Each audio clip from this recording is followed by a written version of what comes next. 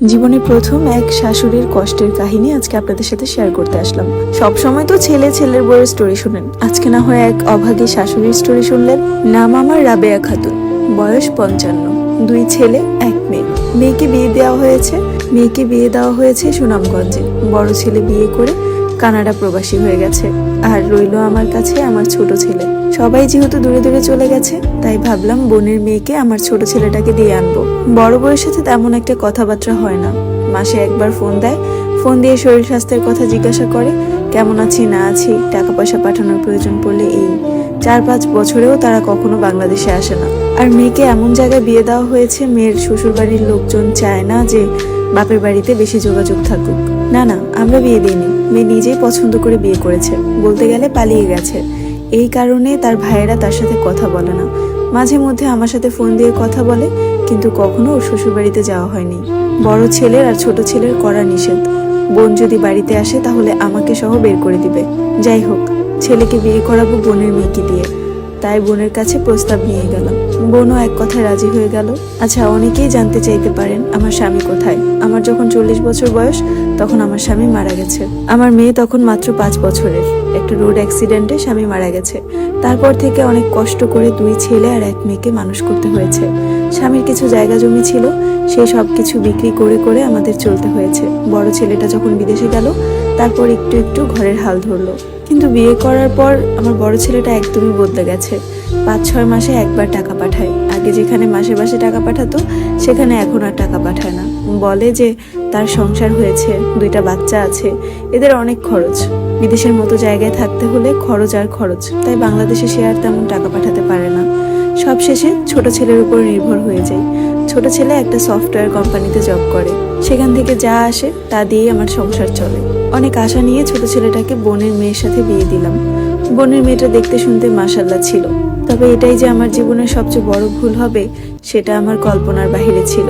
ভেবেছিলাম নিজের লোক আমাকে অন্তত বুঝবে, ভালোবাসবে, সম্মান করবে, অথচ যারা আত্মীয় স্বজন দিয়ে বিয়ে করায় তারাই সবচেয়ে বেশি ঠকে যায়।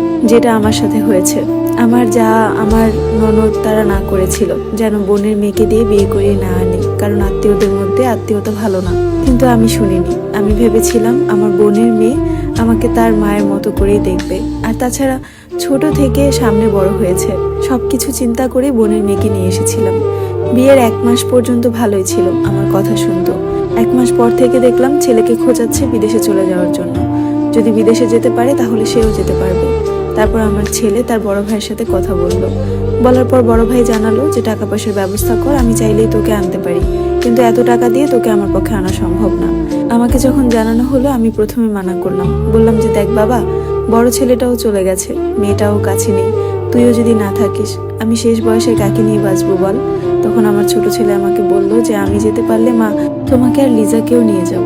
আমার ছোট ছেলের বউয়ের নাম লিজা। আমি না রাজি হলেও তো কোনো কিছু করার ছিল না, বউ রাজি ছিল। তারপর বলল যে তুমি যাও, তারপরে থেকে আমাকে নেওয়ার ব্যবস্থা করো। সবশেষে স্বামীর একটা ভিটে বাড়ি ছিল গ্রামে, সেটাও বিক্রি করে দিতে হলো।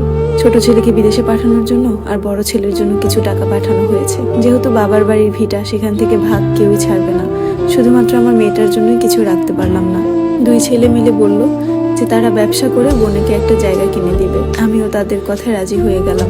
3 মাসের মাথায় আমার ছোট ছেলেও কানাডা চলে গেল। রইলাম আমি আর আমার ছেলের বউ।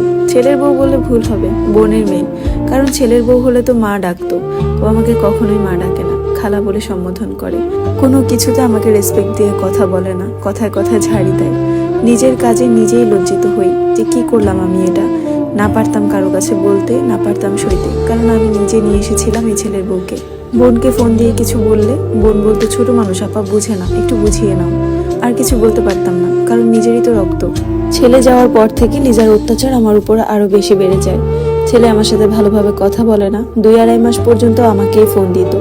তারপরে কি জানি হলো, ছেলের বউর সাথেই কথা বলে, আমার সাথে আর কথা বলে না। আমার খোঁজ খবর লিজার কাছ থেকেই নেয়। আমার খুব খারাপ লাগতো। বড় ছেলেটার সাথেও তেমন কথা বলতে পারতাম না, মেয়েটার সাথেও কেউ কথা বলতে দিত না। লুকিয়েও যদি ফোন দিতাম, লিজা ফোন দিয়ে ছেলেকে বলে দিত। মানে পরিস্থিতিটা এমন হয়েছিল যে খাল কেটে কুমির নিয়ে এসেছিলাম। ওকে কোনো একটা কাজের কথা বললে বলতো খালা আমি রান্না করতে পারি না। 1 কাপ চাও যদি বানিয়ে দিতে বলতাম, বলতো খালা আমি চা খাই না। অথচ আমাকে বানিয়ে দিতে বলতাম। যখন এই কথা বলতো তারপরে আর আমি তাকে কিছু বলতাম না। রান্না বান্না সব কিছু আমি করতাম, যদিও বাসায় বুয়া ছিল তারপরেও রান্না বান্না আমি করতাম। আচ্ছা, আমার কি ইচ্ছা করতে পারে না ছেলের বউয়ের হাতে এক টুকরো মাছ ভেজে খাবো, কিংবা একটু কিছু রান্না করে দিবে, এক কাপ চা এনে বলবে মা এই চাটা আপনার জন্য? বড়টা তো কাছে থাকেই না, বড়টা থাকে কানাডা। বড়টার বউটাকে তো ধারের কাছেও পাই না। কিছু বলতে গেলেও মায়া লাগে যে নিজের বোনেরই তো মেয়ে। আবার চিন্তা করি যে কিছু বললে দেখা যাবে শাশুড়ি খারাপ, এই পদবিটা দিয়ে দিবে। সারাক্ষণ দরজা বন্ধ করে রাখতো, আমার ছেলের সাথে কথা বলতো যতটুকু টাইম ততটুকু, এবং ও আরো কয়েকটা ছেলের সাথে কথা বলতো। এই বিষয়গুলো আমি বুঝতাম, কিন্তু আমার ছেলের কাছে কখনোই বলতাম না।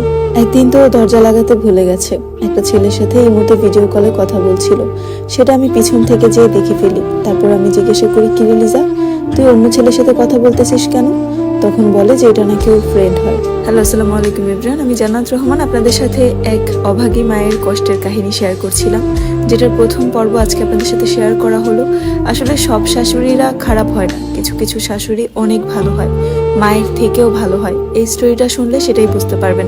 স্টোরিটার প্রথম পর্ব আপনাদের সাথে শেয়ার করলাম। দ্বিতীয় পর্ব পাওয়ার জন্য পেজটি ফলো দিয়ে পাশে থাকবেন। আল্লাহ হাফেজ।